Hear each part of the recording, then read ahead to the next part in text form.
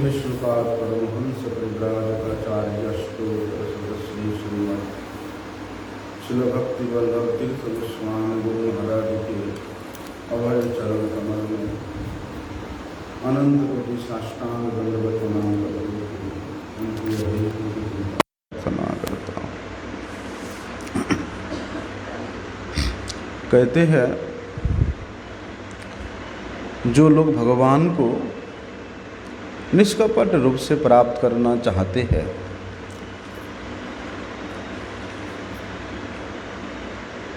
भगवत प्राप्ति के इस साधना में, इस मार्ग में जिसका लेस मात्र भी कपटता नहीं है, बोलते उनके लिए भगवान स्वयं सभी प्रकार के व्यवस्था बना देते हैं। भगवान कहते हैं एक बार निष्कपट रूप से मुझे पुकार करके तो देखो, तुम्हारे जीवन यात्रा के रास्ते का समस्त प्रकार के अंधकार को दूर ना कर दूं तो मुझे बोलते हैं श्रील वन गोस्वामी महाराज जी, जिनका कल आविर्भाव तिथि था। वास्तव में वे जब अपने घर में थे, अध्ययनरत थे, अपनी सामाजिक क्रियाओं में लगे हुए थे, तभी से विषय के प्रति उनका अगाध वैराग्य था और उनका यही वैराग्य ही भगवत प्राप्ति का निष्कपटता को प्रमाण कर रहा था। बोलते हैं इनका नाम था श्री नरेंद्र बंदोपाध्याय। बचपन से ही उन्होंने अपने शिक्षा में जिस प्रकार पारंगत थे, स्नातकोत्तर शिक्षा के उपरांत भी उन्होंने अपने विद्या का ऐसा असाधारण प्रतिभा प्रदर्शन किया था कि उनके प्रतिभा से न केवल उनके सहपाठी बल्कि उनके यूनिवर्सिटी के जितने भी लेक्चरर थे, सब के सब इनके फैन हो गए थे। इसी कारण ये सबके अत्यंत प्रिय थे, केवल पढ़ाई में ही नहीं, एक नाट्य कला का रूपरेखा को, जिसको डायरेक्टर बोलते हैं ना, नाट्य कला की रूपरेखा को एस इट इज रूप में प्रस्तुत करना, उसमें भी वो बड़े पारंगत थे। और इंग्लिश मीडियम स्कूल में पढ़ते थे। उसी समय इंग्लिश मीडियम स्कूल में पढ़ना तो सबके बस का नहीं था, इसलिए अंग्रेजी भाषा में वे अत्यंत निपुण थे। बोलते हैं जब वे एमए कंप्लीट किए अंग्रेजी में, तो उसी समय उनके पिता अत्यंत अस्वस्थ हुए थे। तो जहाँ रहते थे, जहाँ इनका घर था, जिस गांव में, वहाँ पर कोई विशेष अस्पताल का, अच्छा डॉक्टर का कोई सुविधा नहीं था। इसलिए उस जगह को छोड़कर उन्होंने ढाका में जा कर के शहर में एक मकान किराए करके लिया और वहीं पर अपने पिताजी का सारी स्वास्थ्य का व्यवस्था, डॉक्टर दिखाने का व्यवस्था किया। बोलते हैं ग्रेजुएशन कंप्लीट करने के बाद श्री नरेंद्र महाराज जी का घर के प्रति, समाज के प्रति, अपनी जो जड़ विद्या है उसके प्रति ये संपूर्ण रूप से विरक्त हो गए थे। अकस्मात अपने परिवार से, मित्रों से, अपने सही जनों से वो बात करना बंद कर दिया, एकदम उदासीन हो गए।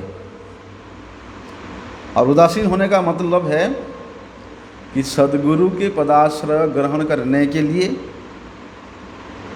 और कृष्ण भजन करने के लिए वे अपना संपूर्ण जीवन को लगा करके अपने जीवन को सार्थक करना चाहते थे।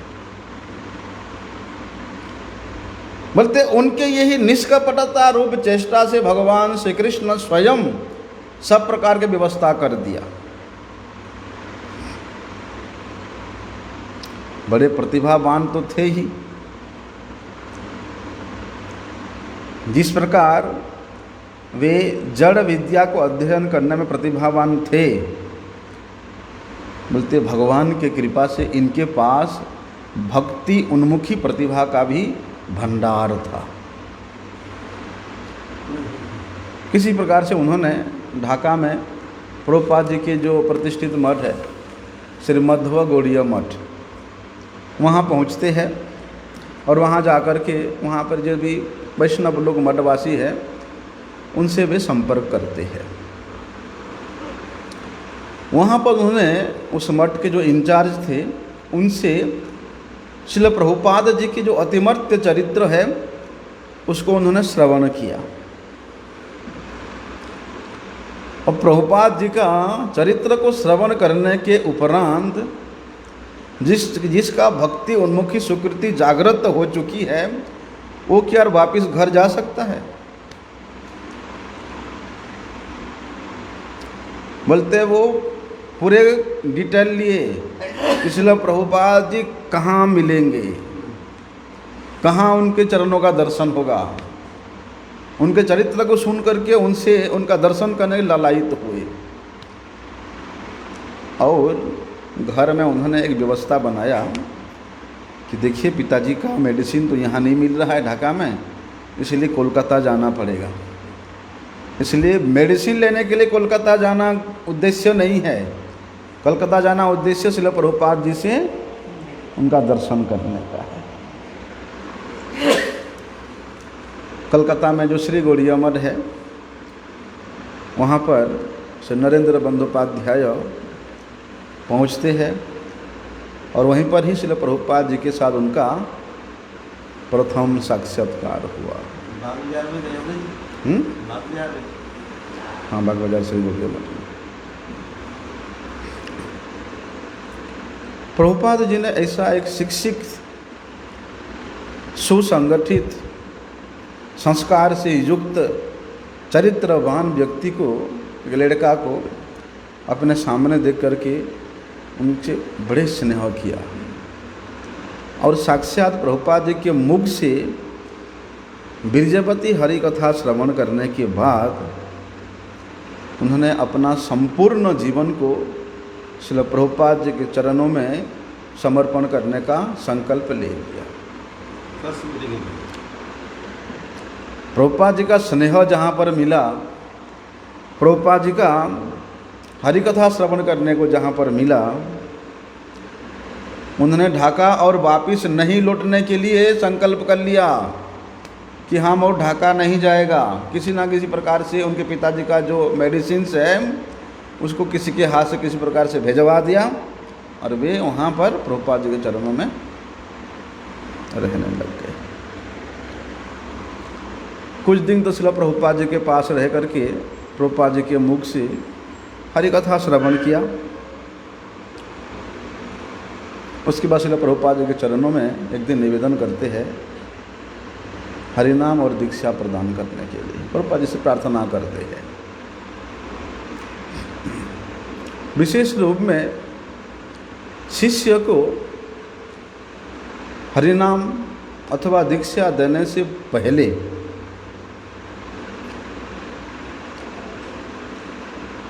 एक आनुष्ठानिक दीक्षा होता है। वो क्या है? गुरु और शिष्य, ये दोनों के संबंध, दोनों के लिए लागू है कि शिष्य गुरु शिष्य को परीक्षा करेंगे कि ये हरिनाम दीक्षा ग्रहण करने योग्य है या नहीं है। एक परीक्षा का विधान है। इसलिए श्रील प्रभुपाद जी ने श्री नरेंद्र बंदोपाध्याय को हरिनाम और दीक्षा देने से पहले उनको एक प्रबंध लिखने को बोला आत्मसात के विषय में, शरणागति के विषय में, आत्मसात के विषय में प्रभुपाद जी ने उनको एक प्रबंध लिखने का निर्देश दिया। अभी थोड़ी दिन आप पहले ही आए हैं मठ में, थोड़ी दिन पहले ही मठ में आए हैं, लेकिन ये थोड़ी दिन में ही श्रील प्रभुपाद जी के मुख से उन्होंने हरि कथा को श्रवण किया। बोलते हैं श्री नरेंद्र बंदोपाध्याय बड़े ध्यान से आत्मसात शब्द का क्या वास्तविक अर्थ है उसका चिंतन करने लगे कि आत्मीय कौन है, स्वजन कौन है। आत्मीय स्वजन कहते हैं, आत्मीय कौन है और स्वजन की कौन है। अभी जो प्रबंध है बड़े सुंदर उसी समय उन्होंने लिखा था। हम लोग तो जगत में क्या समझते, आत्मीय मतलब अपने माता पिता भाई बंधु, यही आत्मीय स्वजन है।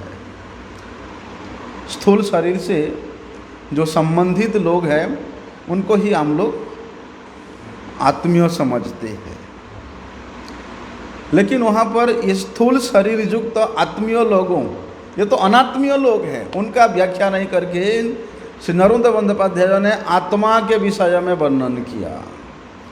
और वही आत्मा का जो कल्याण करने वाले व्यक्ति है उनको स्वजन के विषय में वर्णन किया। बोलते हैं इतनी कम समय में और इतना गंभीर विषय पे और ऐसा गहन प्रवेश करना किसी के बस की नहीं है। यहाँ तो कोई इसी जन्म में विशेष साधु संग प्राप्त किया है, या पहले जन्म में वो कोई विशेष साधु था, वही व्यक्ति ही इतना अल्प समय में ऐसे गंभीर विषय पे गहन प्रवेश कर सकता है, अन्यथा नहीं। हम तो देखते हैं मठों में 50-60 साल, कितने साल हो जाते हैं मठ में, संन्यास भी हो जाता है, फिर भी प्रभुपाद जी के सिद्धांत को, प्रभुपाद जी के प्रवचन के एक शब्द को भी वे लोग उसको धारण नहीं कर पाए। लेकिन श्रील महाराज जी ने इतना कम समय में उसको व्याख्या किया। बोलते हैं श्री नरेंद्र बंदोपाध्याय जी का वो लेखनी इतना सुसिद्धांत संपन्न था कि श्रील प्रभुपाद जी उस प्रबंध को पढ़ करके अत्यंत प्रसन्न होते हैं,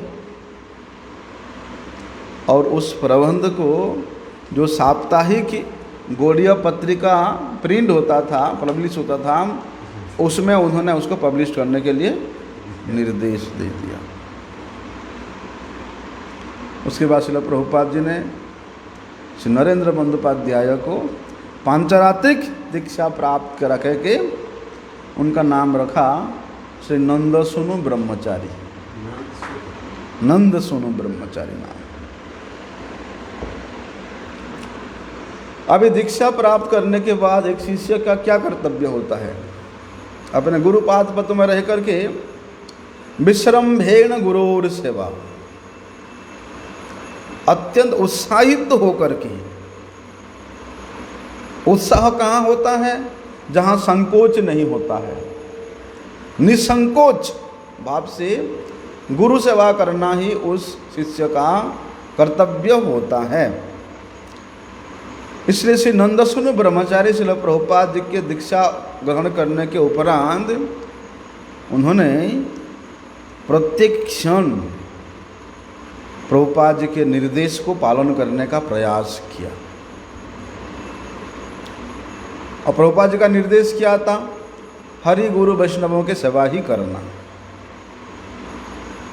बोलते प्रभुपाद जी ने हरि गुरु वैष्णवों की सेवा का निर्देश तो दिया ही था, वो तो सुचारू रूप से करते ही थे, साथ में वे स्वयं के चेष्टा से भी उस सेवा को और अधिक सुष्ठु रूप से करने का प्रयास करते हैं। वैष्णवों की सेवा, ठाकुर जी के सेवा का सुजोग आया तो उसको श्री नंदसुनु ब्रह्मचारी अपने हाथ से च्युत होना देना नहीं चाहते थे। और महाराज सेवा ऐसा कि ठाकुर जी का सेवा तो करते थे, लेकिन उसमें एकमात्र लक्ष्य कृष्णेंद्रिय प्रीतिवांछा, वैष्णवों का प्रसन्न करना, श्री कृष्ण को प्रसन्न करना। स्वयं के इंद्रिय तृपण के लिए उन्होंने कभी लिप्त नहीं हुआ। 1925 में श्री विष्णुप्रिया देवी जी के आविर्भाव तिथि था। उसी साल श्रील प्रभुपाद जी ने पहले बार गौड़ मंडल परिक्रमा का आयोजन किया 1925 में। उससे पहले गौड़ मंडल परिक्रमा नहीं होता था। बोलते उसी साल श्रील प्रभुपाद जी ने इनको श्री नंदसुनु ब्रह्मचारी को जो आदेश दिया था, उसी आदेश के अनुसार उन्होंने प्रभुपाद जी के समक्ष अनेक स्थानों पे हरि कथा का परिवेशन किया। प्रभुपाद जी के समक्ष हरि कथा परिवेशन करना कोई छोटी बात है। बोलते उस परिक्रमा में प्रभुपाद जी का निर्देश था कि उसी स्थान पे तुमको हरि कथा करना है। वो तो करते ही थे, साथ में वैष्णवों के लिए अनेक प्रकार के सेवा का व्यवस्था भी उन्होंने सुचारू रूप से संपादन किया।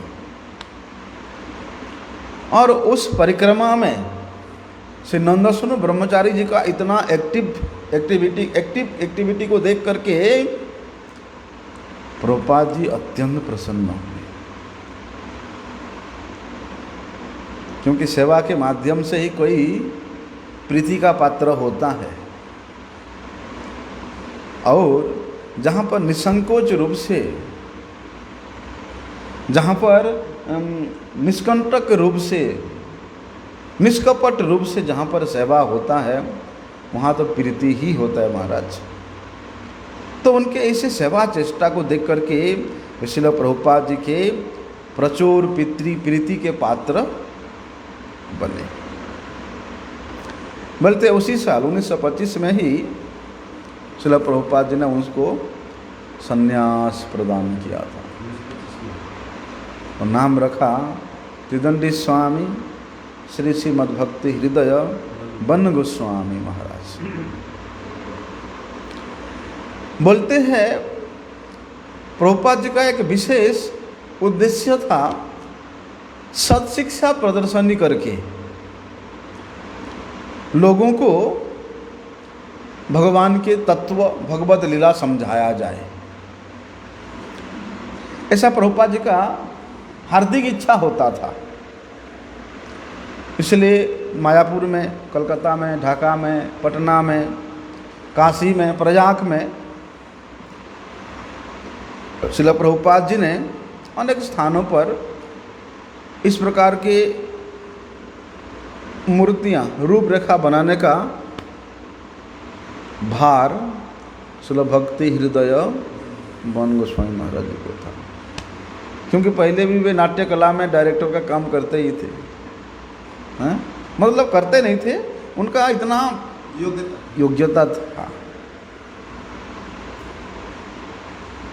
मायापुर में जो राधा कुंड है, वहाँ राधा कुंड का रूपरेखा और कुंड के चारों तरफ सखियों के जो कुंज है, आजकल तो विशेष रूप से किया नहीं, उस समय कुंड के चारों तरफ सखियों का कुंज की व्यवस्था था।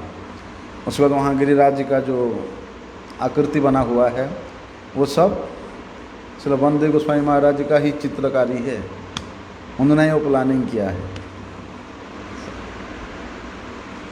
कहते हैं विशेष रूप से आपके कुरुक्षेत्र में कुरुक्षेत्र में प्रत्येक वर्ष सूर्य ग्रहण में स्नान करने का विधान लेकर के बहुत से लोग सहस्र जाति कि भैया ग्रहण पड़ा है, कुरुक्षेत्र में स्नान करने का विधान है, चलो स्नान करने चलते हैं। बहुत यात्री आते हैं, लेकिन उनमें से अधिकांश यात्रियों को ये नहीं पता है कि उस कुरुक्षेत्र जो एक धार्मिक स्थान है उसका क्या गूढ़ अर्थ है, क्यों होता है, कुरुक्षेत्र में आखिरकार हुआ क्या था और वहाँ क्यों स्नान किया जाता है, ये किसी को नहीं पता था। तो एक समय सूर्य ग्रहण से पहले श्रील प्रभुपाद जी ने श्रील भक्ति हृदय बन गोस्वामी महाराज जी को एक पत्र लिखा। पत्र में केवल संकेत दिया था कि श्रीमती राधिका बड़े शीघ्र ही कृष्ण से मिलने के लिए कुरुक्षेत्र जाएंगी। श्रीमती राधिका बड़े जल्दी ही शीघ्र ही श्री कृष्ण से मिलने के लिए यहाँ ब्रज से कुरुक्षेत्र में जाएंगी, इसलिए हमारे लिए वहाँ पर कुछ भी सेवा कार्य है। ऐसा श्रील प्रभुपाद जी ने संकेत करके उनको एक पत्र लिखा।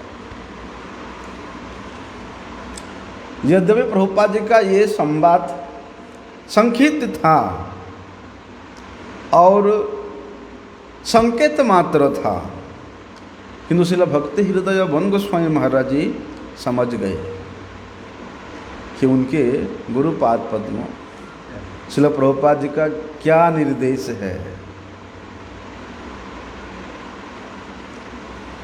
बोलते हैं श्रील प्रभुपाद जी ने श्रीमन महाप्रभु जी के कृपा के द्वारा श्री रूप गोस्वामी जी के हृदय के जो गोपनीय भाव है, रूप गोस्वामी के हृदय में जो गोपनीय भाव संचारित हुआ था, उस गोपनीय भाव को लीलाओं के माध्यम से श्रील प्रभुपाद ने इस जगत में प्रकाशित करना चाहते हैं। और इस उद्देश्य को पूर्ति के लिए श्रील भक्ति हृदय बन गोस्वामी महाराज जी ने कुरुक्षेत्र में 1 महीना तक वहाँ चलता है महाराज, 1 महीना तक वहाँ पर उत्सव होता है। तो 1 महीना तक उन्होंने कुरुक्षेत्र में अनेक प्रकार के चित्रकारी के माध्यम से भगवान के लीलाओं का प्रदर्शनी बनाया। क्या क्या लीला का प्रदर्शनी था? सूर्य ग्रहण होने वाला है, सूर्य ग्रहण से पहले नंद बाबा और जितने भी बड़े बड़े ज्येष्ठ ब्रजवासी गण हैं वो सब वार्तालाप कर रहे हैं। क्या वार्तालाप कर रहे हैं कि मीटिंग चल रहा है कि हम लोग कुरुक्षेत्र में जाएंगे, ये वाला चित्रकारी।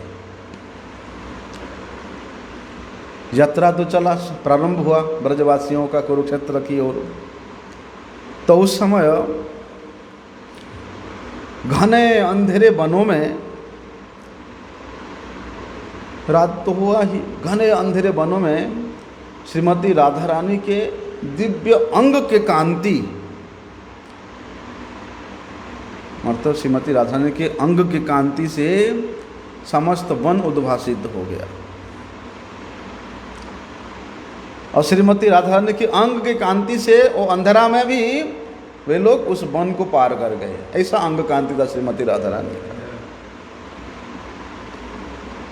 अभी कुरुक्षेत्र पहुँचते हैं, वहाँ ब्रजवासियों के साथ द्वारकावासियों का मिलन होता है, ये वाला चित्र।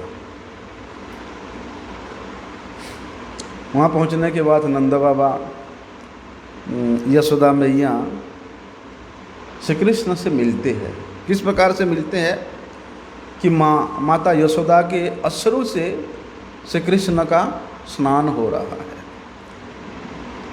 और मैया यशोदा अपने लाला कृष्ण को इतने दिन बाद प्राप्त करके अपनी आँखों के अश्रु स्नान कराते कराते उनको ऐसा आलिंगन की हुई है मानो यशोदा मैया के श्री अंग पे श्री कृष्ण विलीन हो गई हो, ऐसा आलिंगन, वो वाला दृश्य।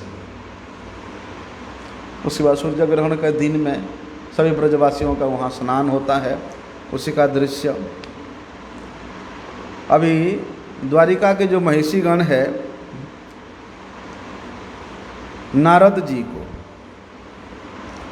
संकल्प किया है कि भगवान श्री कृष्ण के बराबर का सोना, क्योंकि वहाँ स्नान करने के बाद दान करने का विधान है, इसलिए सब महिषियाँ प्रतिज्ञा किए हैं कि हम आपको हमारे स्वामी भगवान श्री कृष्ण के बराबर के वजन के सोना आपको हम दान करेंगे। अभी नारद जी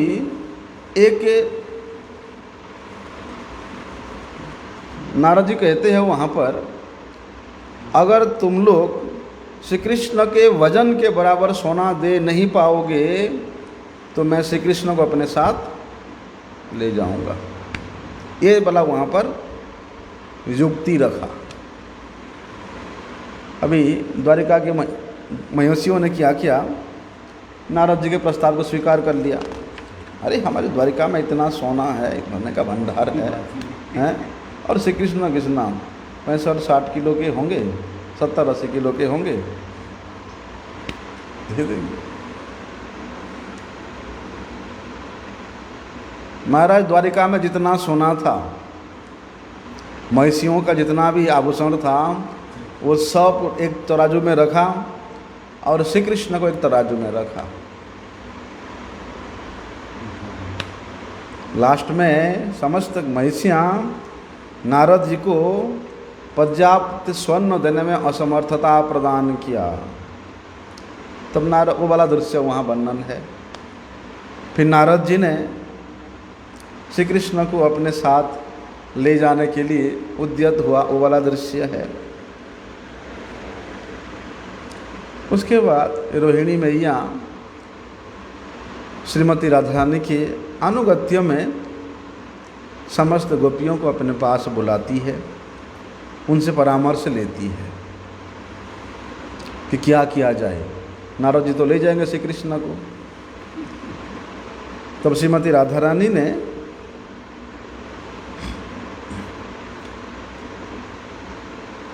उन महिषियों को समझाया कि देखो,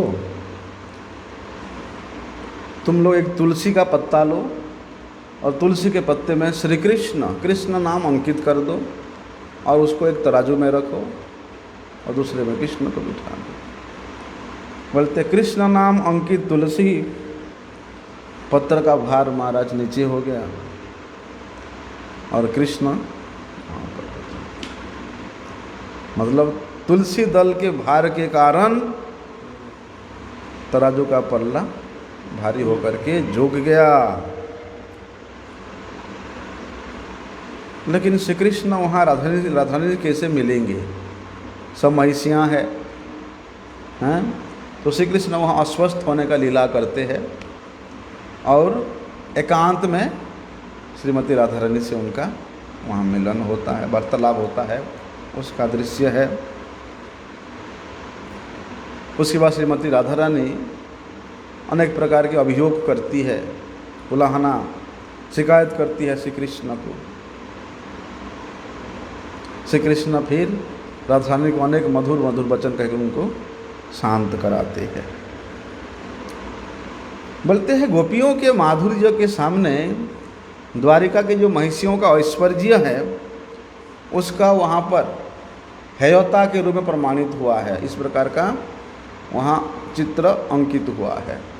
ऐसे बहुत से लीलाओं का वहाँ पर श्रील बन गोस्वामी महाराज जी ने प्रदर्शनी के माध्यम से अंकित तो किया ही था, और जितने भी प्रदर्शनी था प्रत्येक प्रदर्शनी में एक एक ब्रह्मचारी को नियुक्त किया कि जो भी यात्रीगण आएंगे इस लीला के बारे में तुमको समझाना है, उसको तुमको उस लीला के बारे में समझाना है। ऐसे 20-25 लीलाओं का वहाँ पर चित्रणकारी हुआ था।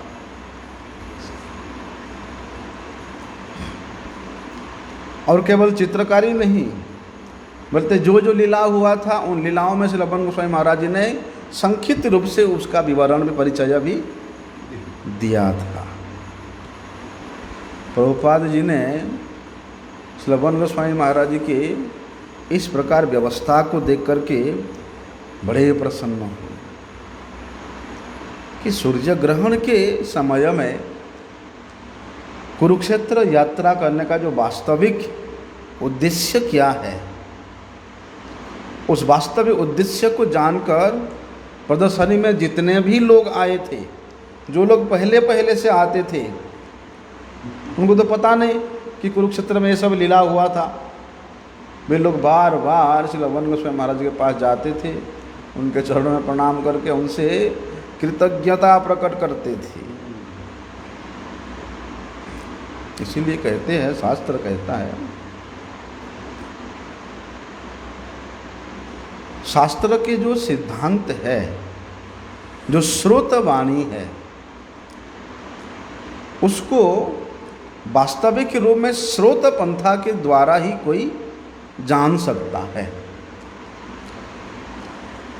गुरु के निर्देश है, गुरु के निर्देश को शिरोधार्य करके कोई व्यक्ति उस शास्त्र के, उस श्रोत पंथा के कौन क्या गुण तात्पर्य है उसको अनुभव कर सकता है।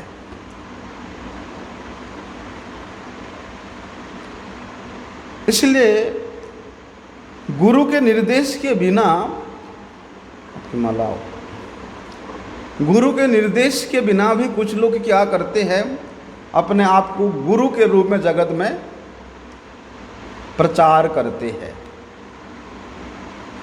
अगर गुरु का निर्देश नहीं है, गुरु का इच्छा नहीं है, और वे व्यक्ति अपने आप को गुरु के रूप में अगर जगत में प्रतिष्ठा प्राप्त करने का प्रयास करेगा, तो उसमें गुरु पाद पद्म के जो अभिलाषित वस्तु है, उनकी जो अभिलाषित इच्छा है, वो कभी पूरा नहीं कर सकता है।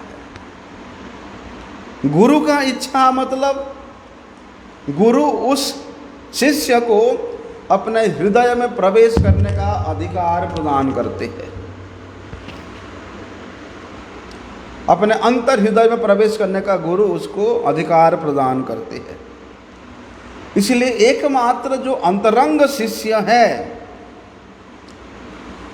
वे अंतरंग शिष्य ही इस श्रोत पंथा के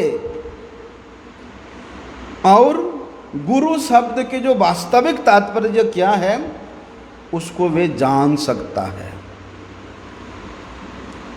अंतरंग कौन है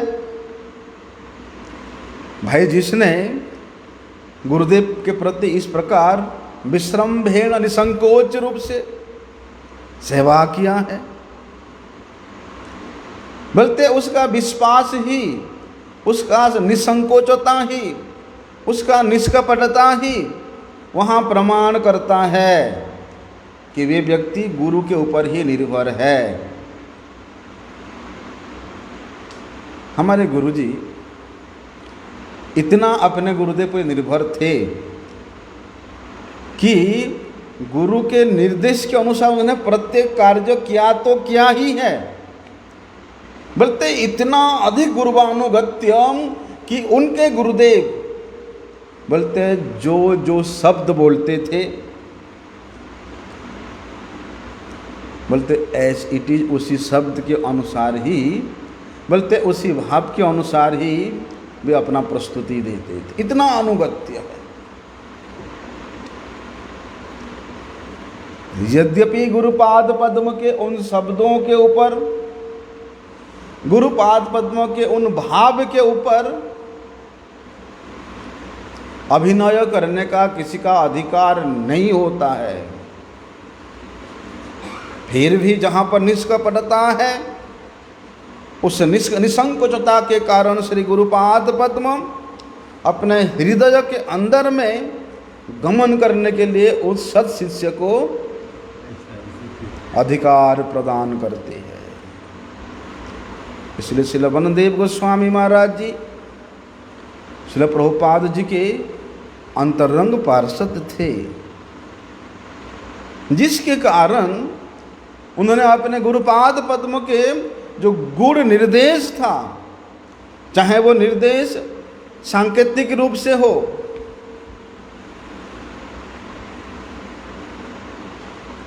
स्वल्प रूप से हो उसको वे समझ जाते थे।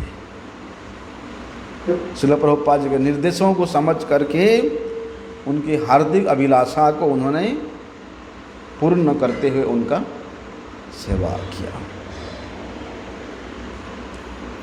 बोलते हैं श्रील वनदेव गोस्वामी महाराज जी भगवान की कृपा से एक स्वाभाविक रूप से एक उत्तम वक्ता थे, इतना सुंदर वक्ता थे। और कई भाषा में, बंगला भाषा में, हिंदी भाषा में, अंग्रेजी भाषा में, कई भाषा में उन्होंने बिना रुके घंटों तक प्रवचन कर सकते थे। इसलिए श्रील प्रभुपाद जी ने उनको एक उपाधि दिया था, वाग्मी प्रवर, मतलब श्रेष्ठतम वक्ता के रूप में उनको उपाधि प्रदान किया था श्रील प्रभुपाद जी। प्रवर, वाग्मी प्रवर बोलते हैं। इस प्रकार अनेक भाषाओं से उन्होंने निपुणता प्राप्त करने के कारण उन्होंने अनेक व्यक्तियों को श्रील प्रभुपाद जी के चरणों में ला करके लगाया। क्या होता था, हरिकथा परिवेशन करते करते उनका नेत्र बोलते श्रवणकारी के चारों ओर घूमता था। इसलिए उन्होंने कई घंटा तक बिना रुके हरिकथा परिवेशन कर सकते थे। बोलते इतना हरिकथा परिवेशन करने के उपरांत भी कभी भी उनका गला खराब नहीं हुआ, उनका कंठ कभी भी खराब नहीं हुआ। क्यों? क्योंकि उन्होंने श्रील प्रभुपाद जी की कृपा को, श्रील प्रभुपाद के निर्देश को, श्रील प्रभुपाद जी के आशीर्वाद को शिरोधार्य करके वे निरंतर गुरु, वैष्णव और भगवान की सेवा में लगे रहते थे। बोलते उनके प्रचार करने का इतना अधिक उत्साह था कि श्रील वन गोस्वामी महाराज जी ने देश में, संपूर्ण देश में, बंगाल के खाड़ी से लेकर के महासागर तक, हिमालय से लेकर कन्याकुमारी तक, बोलते हैं वे अत्यधिक उत्साहित होकर के, निर्भीक होकर के प्रभुपाद जी के निर्देशों का पालन करते हुए उनके शिक्षा को, उनके सिद्धांत को प्रचार किया। और विशेष रूप से श्रील प्रभुपाद जी के द्वारा प्रतिष्ठित जो मठ है, मादराज का मठ, काशी का मठ, नैमिषारण्य का मठ, कुरुक्षेत्र का मठ, बोलते इन सब मठ को प्रतिष्ठित करने में, उन सब मठों को वहाँ स्थापना करने में श्रील वनदेव गोस्वामी महाराज जी का विशेष योगदान था।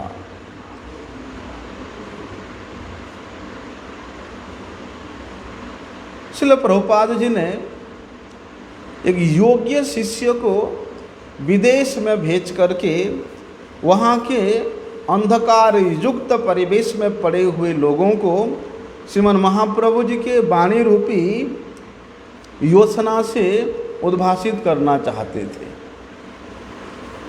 इसलिए उन्होंने जीवों की जो स्वाभाविक धर्म है, कौन सा धर्म है, जैव धर्म क्या है, कि कृष्ण दास्य ही जैव धर्म है।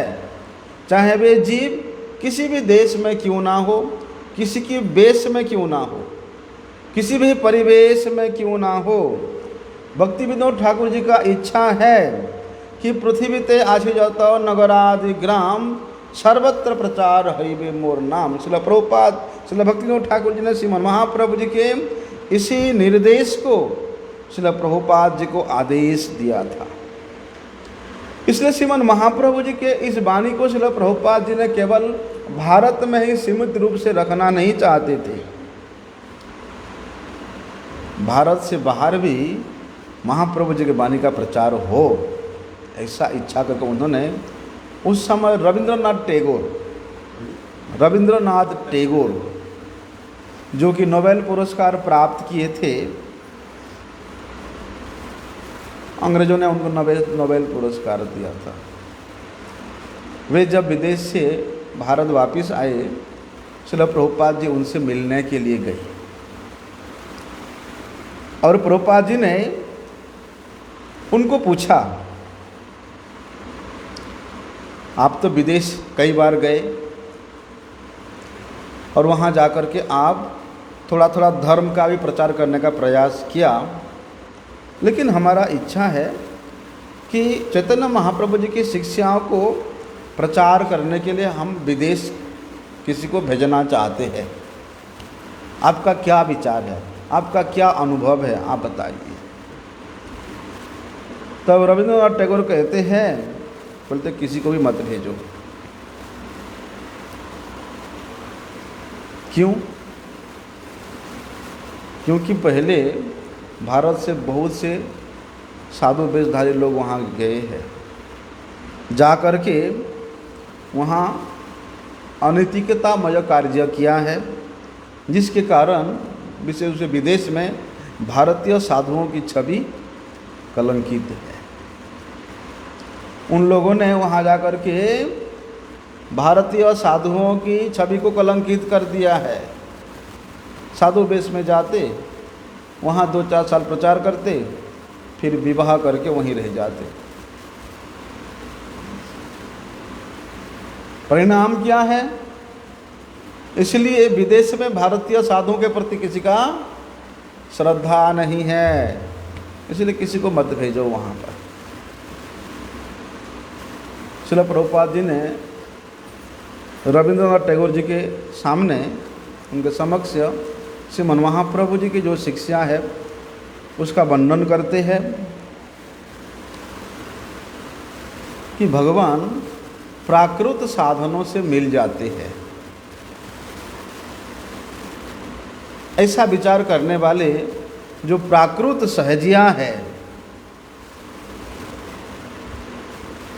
ऐसा विचार करने कि प्राकृत साधन करने से भगवान मिल जाएंगे, ऐसा विचार करने वाले जो प्राकृत सहजिया है, उनके प्रति श्रील प्रभुपाद जी अत्यधिक कटाक्षपात करते हैं। रविंद्रनाथ टैगोर कहते हैं प्राकृत सहजिया, ये शब्द तो मैंने पहले बार सुन रहा हूँ और मैंने कोई डिक्शनरी में भी प्राकृत सहजिया शब्द के बारे में मैंने नहीं पढ़ा है, कोई शब्दकोश में नहीं देखा है। तो श्रील प्रभुपाद जी वहाँ कहते हैं, देखिए ये जो सहजिया शब्द है ये अत्यंत पवित्र शब्द है। इसका वास्तविक तात्पर्य क्या है?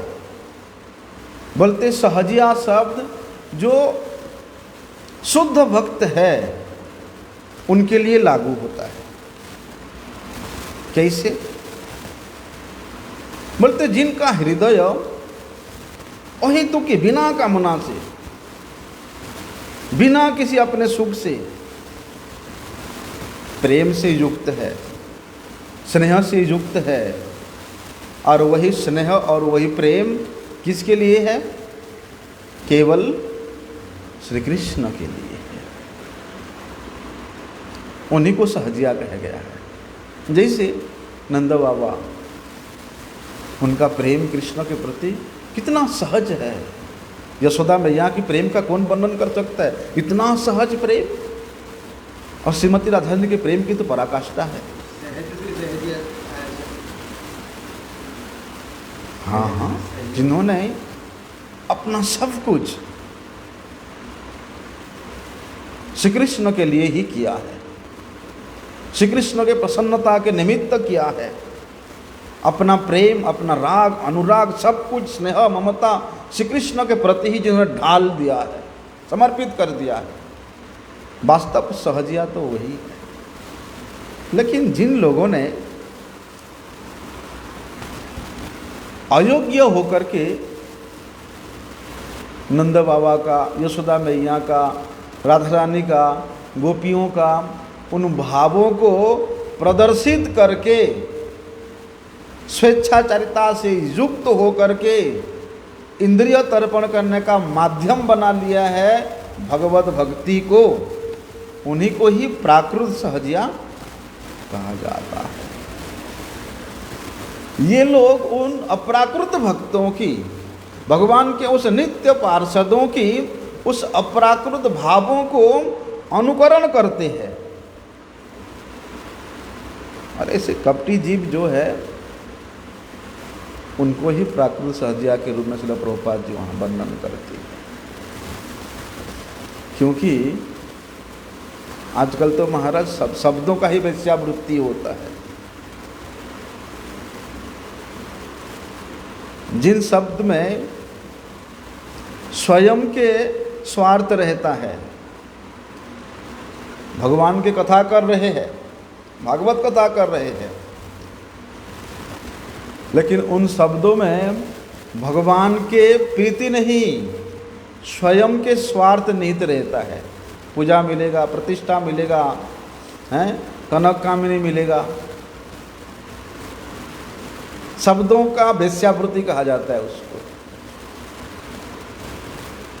मतलब जो वास्तविक शब्द है,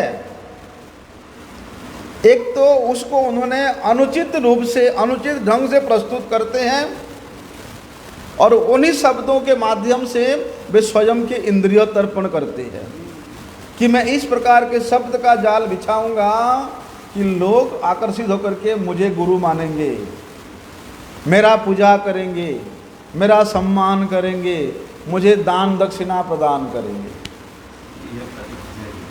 ये प्राकृत सहजिया तो है ही। शब्दों को लेकर के ये लोग वृत्ति बना लिया है, भागवत कथा को लेकर वृत्ति बना लिया है, स्वयं की वृत्ति, इंद्रिय तर्पण की वृत्ति बना लिया है। क्योंकि अधिकांश लोगों में क्या होता है, बेचारे सीधे साधे होते हैं और उनको इन शब्दों की वास्तविक तात्पर्य को समझने में बड़ा नहीं समझ पाते हैं वो लोग। तो उन शब्दावलियों की विकृति को प्रकाशित करके लोग अपने आप को राधा के भाव में, अपने आप को गोपियों के रूप में भाव प्रकाश करके आकर्षित करते हैं। वे हैं प्राकृत सहजिया। मतलब प्रभुपाद जी के मुख से इस प्रकार गौड़ीय विचारधारा को सुन करके रविंद्रनाथ टैगोर महाराज अचंभित हो गए, मंत्रमुग्ध हो गए, प्रभावित हुए और कहते हैं यदि आप स्वयं उस पाश्चात्य देश में जाएंगे, प्रचार करेंगे, तो सभी आपका सम्मान पूर्वक आपका स्वागत करेंगे, अभिवादन करेंगे। प्रभुपाद जी कहते हैं यदि मैं किसी दूसरे को विदेश भेजने के लिए अगर मैं सिलेक्ट करूं जो कि मेरे समान योग्य है, कैसा रहेगा? मतलब प्रभुपाद जी अपने शिष्यों में, अपने योग्य शिष्यों की कार्य कुशलता के प्रति, कार्य निष्पादन के कुशलता के प्रति उनका गर्व था कि मेरे शिष्य भी जाएगा तो वहाँ झंडा गाड़ करके ही आएगा। इसलिए उन्होंने श्रील वन गोस्वामी महाराज जी को और हमारे परम गुरु जी को, उस समय तो हयग्रीव ब्रह्मचारी थे, एकदम हट्टा कट्टा, दिखने बड़े सुंदर, और अंग्रेजी भाषा में बड़े सुंदर बोलते थे परम गुरु जी। लेकिन परम गुरु जी का यहाँ के मठों में इतना सेवा था, उस समय पर जितने भी मठ प्रतिष्ठा हुआ था, श्रील परम गुरुदेव अधिकांश मठ के कलेक्शन का व्यवस्था करते थे। वहाँ कलेक्शन करके वहाँ देते थे, वहाँ करके वहाँ जाके देते थे। वहाँ के वैष्णवों की सेवा का व्यवस्था, मठ संचालन की व्यवस्था, सारी व्यवस्था, उसके बाद हरि कथा का व्यवस्था, परिवेशन करने की व्यवस्था, सारी श्रील परम गुरु जी के ऊपर था। तो परम गुरु जी अगर चले जाएंगे विदेश तो ये सारी मठों का व्यवस्था कौन करेगा? सारी वैष्णवों ने प्रभुपाद जी से निवेदन किया कि गुरु जी ये हयग्रीव ब्रह्मचारी चला जाने से तो मठ कुछ मत बंद हो जाएगा। तो श्रील प्रभुपाद जी ने, और जो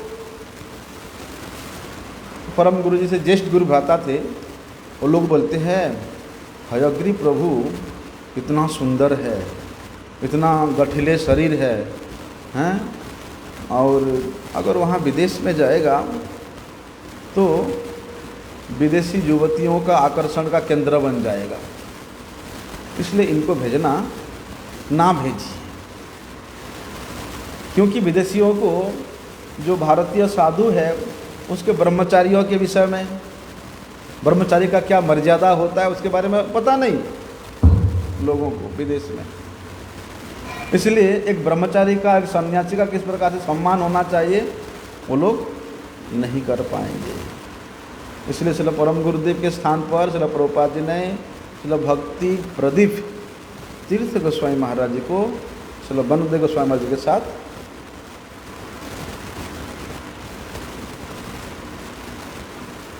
आगे का बहुत सुंदर चरित्र है। हमारे शिक्षा गुरु पाद पद्म श्रील भक्ति विज्ञान भारती गोस्वामी महाराज जी ने सुंदर रूप से चित्रण किया है। अभी तो समय हो गया, फिर कभी श्रवण करेंगे। वंशा कल्पतरुभ्यश्च कृपा सिंधुभ्यैव च पतितानां पावनेभ्यो वैष्णवेभ्यो नमो।